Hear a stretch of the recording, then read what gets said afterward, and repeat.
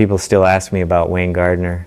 In 1987, he was the world champion, the first Australian to ever win the 500cc class. Younger than me, faster than me on his good days. The crowds loved him.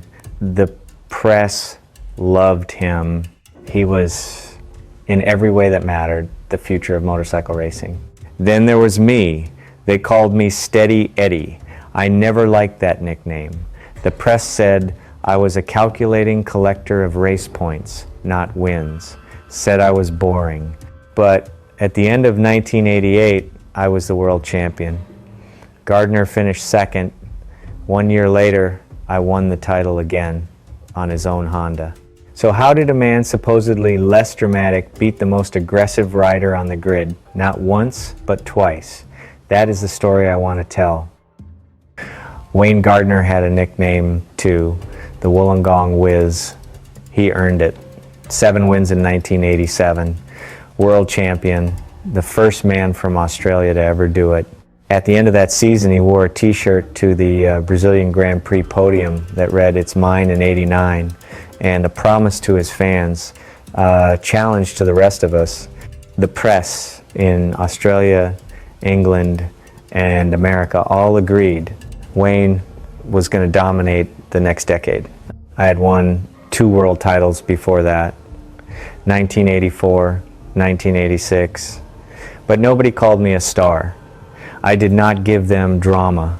Cycle World once described me as introverted and distrustful of journalists. Wayne himself told the Australian press that beating me would be no problem. The whole paddock agreed on one thing. If Wayne could just control his aggression, nobody could stop him. Me, I was an obstacle, not a real opponent. But there was something the world did not know. I had already figured Wayne out before the first race began. The race I want to tell you about happened in the summer of 1988, the United States Grand Prix at Laguna Seca. The first time the 500cc class had ever raced there. My home race, Wayne was leading the championship. The whole paddock waited for him to tear the place apart. Lights out. Wayne did exactly what everyone expected. He pushed hard from the first corner.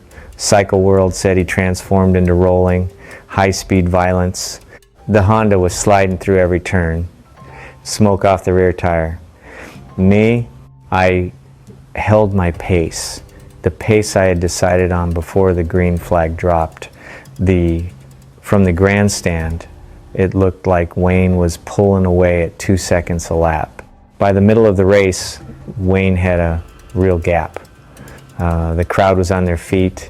The commentators were yelling, "Gardner's flying!" I had dropped to third, maybe fourth for a moment. The race looked finished, but I did not change anything. I did not respond. I did not defend. I just kept my rhythm. Then, somewhere past lap 20, Wayne started to wobble. Not from the bike, from his arms. His tires were finished. The Honda had nothing left to give him because he had taken everything from it on lap 1. His pace dropped, mine did not. Same pace I'd been riding the whole race. The gap shrank and then it disappeared. I did not pass him. I caught him by not changing a thing. When Wayne climbed off the bike, he was exhausted. His hands were blistered raw from gripping the bars too hard. He held them up to the press like a trophy, like proof of how hard he had fought. Then he made a joke. He said, "Next year, we're bringing a motocross bike." He never realized what he had just admitted. He had been fighting the motorcycle, I had been racing the race. After Laguna Seca, the press had 3 explanations for that summer. The first was the bike. The Honda NSR 500 of 1988 was unreliable. That was true. At the French Grand Prix at Paul Ricard, Wayne had led by 2 seconds when his engine quit a third of a lap from the finish. Hard evidence, easy to point at. The second was Wayne himself. He was under pressure to defend his title. He was overriding. He needed to learn to relax. And every line of it suggested Wayne lost because of Wayne, not because someone beat him. The third was hope. Wayne would come back stronger in 1989. The t-shirt on the podium in Brazil was not arrogance, they said. It was a promise, and the whole world believed it. But not one article that entire season wrote what was actually true. Not one writer asked the real question. Why was Wayne pushing the bike past its limit in the first place? Nobody saw the Honda broke at Paul Ricard because Wayne had asked too much of it.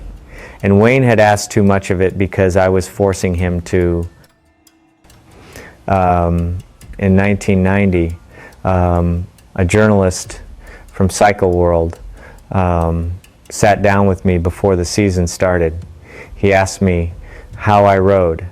I told him one sentence, one simple sentence that if anyone in the paddock had really listened would have changed how they watched racing forever. I told him, I wait until it counts to push really hard. That was it. That was the whole philosophy. It was not about speed. It was not about courage. It was about timing. I never rode slow. I rode at a pace I could hold for 30 laps on the same tires, with the same arms, the same focus. Wayne rode at a pace he could not hold for 30 laps. When a sustainable pace meets an unsustainable pace over 30 laps, the result is mathematics, not drama. Here is what I understood about Wayne that he never understood about himself. Wayne could not push. It was in his DNA.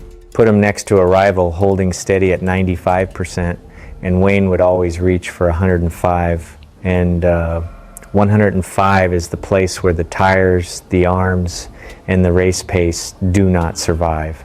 My old teammate Kenny Roberts, three-time world champion, said something that year that surprised people.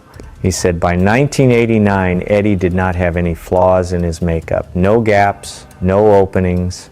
But that one sentence I gave Cycle World, I wait until it counts, was printed once and never repeated. Nobody wanted to hear it. Why didn't anyone listen? The answer is simple. The late 1980s needed a star. Sheeny had retired. Kenny Roberts had retired. Freddie Spencer had burned out. The press needed someone new to put on the cover. Wayne was a gift to them. Charisma, Australian accent. Working class kid from Wollongong. I was just a guy who interrupted that story. There is something else too. In a sport where you can die every time you race, courage is sacred. Wayne was courage. He was everything fans loved about racing. I was the opposite. Pace, patience, invisible control. Nobody wants to hear about control. They want to hear about bravery. And honestly, I did not fight for the credit. I did not give interviews to defend my reputation. I did not tweet. There was no Twitter. I just kept racing and kept winning in a sport that worships risk. The truth about control is always the truth nobody wants to hear. At the end of 1988, I did something nobody saw coming. I left Yamaha and signed with Honda, Wayne's team, on the exact bike he would ride in 1989. The paddock was stunned. Wayne was furious. He felt Honda had betrayed him, and he told the press he would crush me on the same team. The third round of 1989 was at Laguna Seca, the same track that had exposed Wayne the year before. This time, I did not have to do anything. Wayne's own style took him out. He crashed. He broke his leg. He lost most of the season. That t-shirt, It's Mine in '89, became one of the saddest pieces of clothing in motorsport history. The Honda NSR 500 of 1989, Wayne called it evil. Mick Doohan, who would later win 5 world titles on a Honda, admitted he needed courage just to ride that bike. But me, I won the championship on it in a single season. The first rider in history to win back-to-back titles on 2 different manufacturers. Rossi would do it again, but not for 15 years. Why did I survive on the evil bike? The same reason I had beaten Wayne. I did not push when I did not have to. The Honda destroyed anyone who tried to force it. I did not force it. I waited for the bike to give me what it could give me. Then I took it and I won. When the careers ended, the score was like this. Eddie Lawson, 4 world titles, 31 wins, no major broken bones. Wayne Gardner, 1 world title, broken legs, broken ribs, a body that never recovered. Retired in 1992. Wayne did not lose because he lacked talent. He lost because the result had been written on lap 1 of Laguna Seca, 1988. This story is not really about Wayne Gardner. Wayne is an Australian legend, the first man from his country to win a 500cc world title, a man braver than 99% of people on earth. He earned everything he won. This story is not about taking that away from him.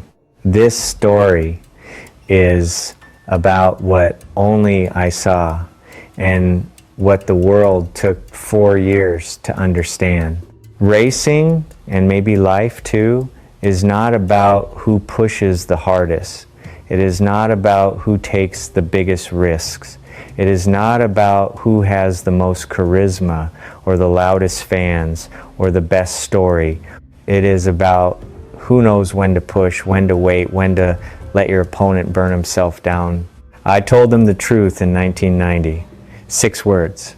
I wait until it counts to push really hard. A complete racing philosophy, a map for how to beat the most aggressive rider on the grid. But in a sport that worships risk, nobody wanted to hear about control. I never needed to be understood. I only needed to be proven right. And history, slow, reluctant, eventually proved me right 4 times.